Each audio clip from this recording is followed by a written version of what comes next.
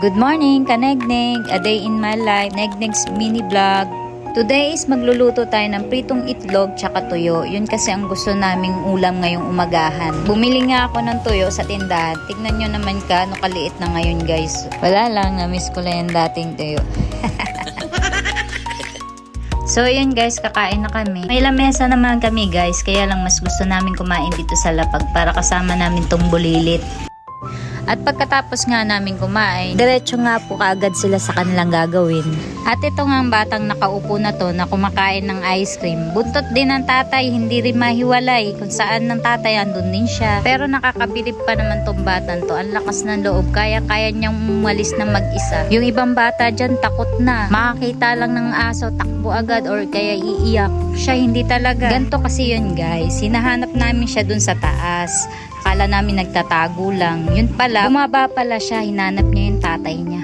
Kami naman dun sa taas, ulaga nakahanap sa kanya. Yun pala, bumaba na mag-isa. Sinundo yung tatay niya sa baba. Napakalayo ng daan namin guys. Kayang-kaya niyang bumaba mag-isa. Samantalang bumisita lang naman sila sa lola niya. Nakabisado kaagad ng bata yung daanan namin. Kita nyo naman sa vlog ko guys, napakalayo ng daan namin. Hirap na hirap pa nga yung negra na yan. Tapos siya, inisihan lang niya.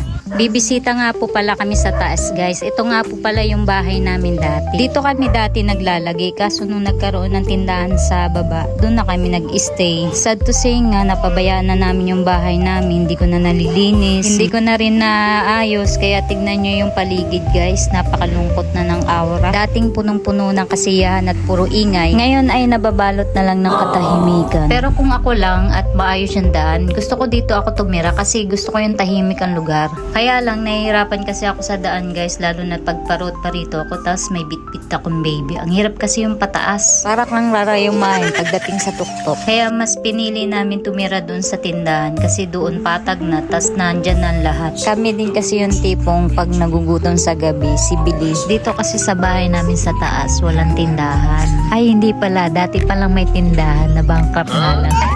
Ayun na nga, bumibili kasi kami sa gabi, lalo na pag nagugutom kami. Kaya doon talaga kami nag-stay sa baba sa tindahan. Piniplex ko nga po pala dyan yung mga tanim sa paligid. Nakakatuwa lang at hitik sa bunga. Madami-dami na naman ang ma-harvest namin na ito. Masarap pa naman ang prutas pagka hinog sa puno. Hello guys! Welcome to my vlog! Sabi inuman lang, wag puro cellphone kayo dyan. Nagpapop po kami. Ay, nagpapop po kami. Asa na yung ano, yung...